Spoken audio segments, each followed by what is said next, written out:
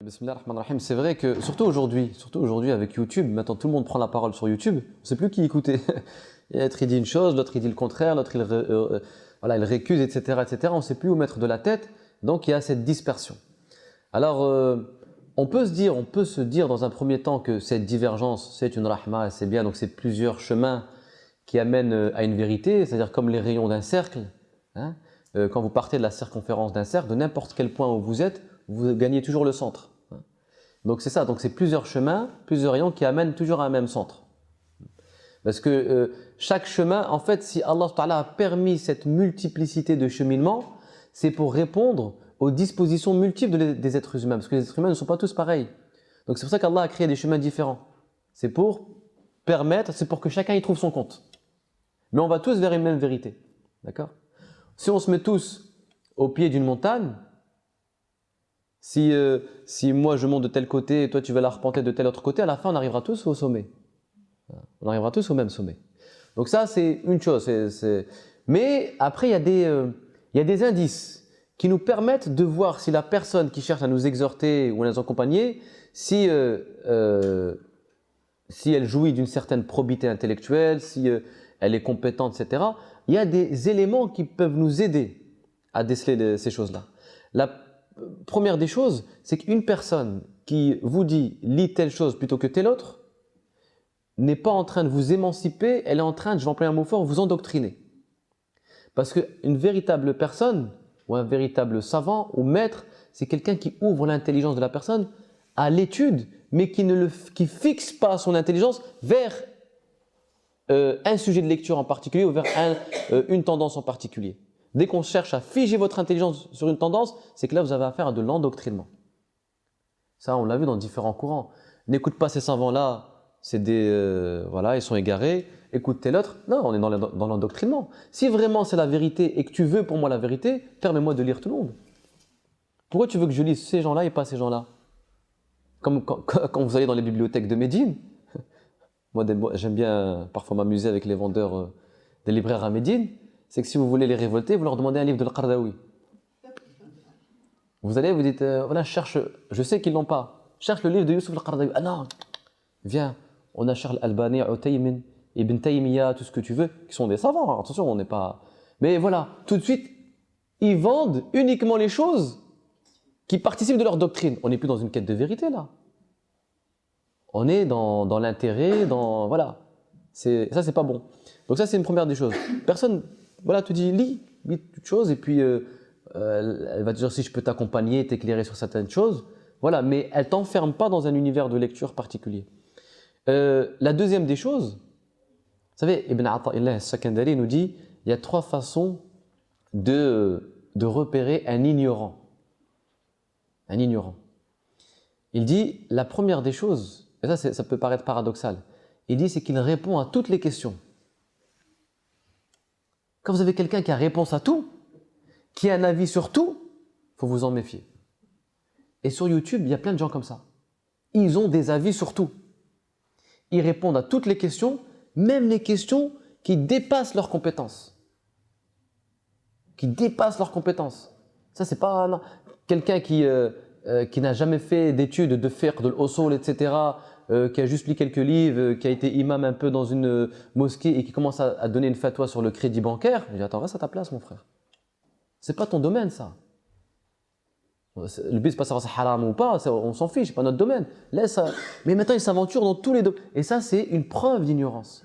Parce que les véritables savants, comme vous le savez, je vous apprends rien, ils avaient cette particularité, cette tendance à toujours dire « je ne sais pas ». Et l'exemple le plus connu, le plus célèbre, c'est celui de l'imam Malik, qui a renvoyé un Maghrébin, un Marocain d'ailleurs, qui a voyagé du Maroc à Médine pour aller poser une question à l'imam Malik, qui était à ce moment-là le savant de l'époque. Tout le monde ne parlait que de l'imam Malik, ou ne jurait que par l'imam Malik. Donc lui, il s'est dit, bon, ma question, je veux une réponse. Et subhanallah, l'attitude va voyager jusqu'à Médine pour aller trouver la réponse. Il arrive à Médine, après un long voyage fatigant, il interpelle l'imam Malik, il lui pose la question. L'imam Malik lui dit, je ne sais pas. C'est extrêmement frustrant. Vous imaginez, vous faites tout ce voyage et la personne lui dit, histoire d'interpeller l'imam Malik, histoire de le pousser à réfléchir, de ne pas le renvoyer aussitôt, il dit, je viens du Maghreb, du Maroc quand même. Il lui dit, bah, écoute, je ne sais pas, regarde s'il y a des personnes au Maroc qui peuvent te répondre, mais moi, j'ai pas de réponse. Alors qu'un ignorant, déjà, vous savez, l'ignorant se sentirait flatté de voir quelqu'un venir de l'extérieur lui poser la question. Et donc, comment dire, pour bénéficier de cette reconnaissance, de cette flatterie, il va, même s'il n'a pas la réponse, bricoler une réponse. Et des gens comme ça, quand ils n'ont pas la réponse, oui, il va bricoler pour dire, pour nourrir son ego. Alors que l'imam Malik, son ego, c'était son dernier souci. Il lui a dit, je ne sais pas, tu peux penser de ce que tu veux de moi. Va dire aux Marocains que je suis un ignorant, peu importe. Et sachant que au Maroc, c'est l'école malikite qui prime. Vous voyez, paradoxe. Donc, il répond pas, l'ignorant, il répond à toutes les questions. Il ne sait pas dire je ne sais pas, il a du mal parce que il a peur de mettre en jeu son ego. Si je dis je ne sais pas, on va voir que je suis... Non, il ne veut pas. Deuxième des choses, il parle de tout ce qu'il sait. Qu'est-ce que ça veut dire? Ça veut dire qu'il a toujours besoin de faire étalage de tout ce qu'il a appris. Il ne sait pas dispenser un savoir ou transmettre proportionnellement à la situation. On ne dit pas tout ce qu'on sait, on dit les choses proportionnellement à la situation dans laquelle je me trouve. Ça, c'est un signe de sagesse et de savoir. Un vrai savant va vous dire uniquement ce qui est utile au moment précis ou ce qui est, ce qui est proportionnel à votre disposition intellectuelle, pas plus. Il garde toujours le sens des proportions. L'ignorant, non. Dès qu'il sait, il parle, il étale. Tout. Il veut tout dire parce qu'il veut montrer qu'il est cultivé. C'est ce qu'on a. C'est ça la maladie de l'érudition, de la culture générale. La culture générale, c'est être capable de parler de tout sans rien maîtriser. C'est ça.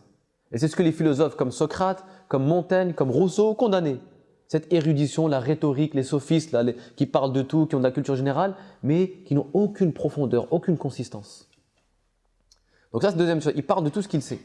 Quand tu vas affaire à quelqu'un comme ça qui te parle, qui bavarde, barakallahu fik, reprends ton chemin. Troisième des choses, il rapporte tout ce qu'il voit. Tout ce qu'il voit, il le rapporte.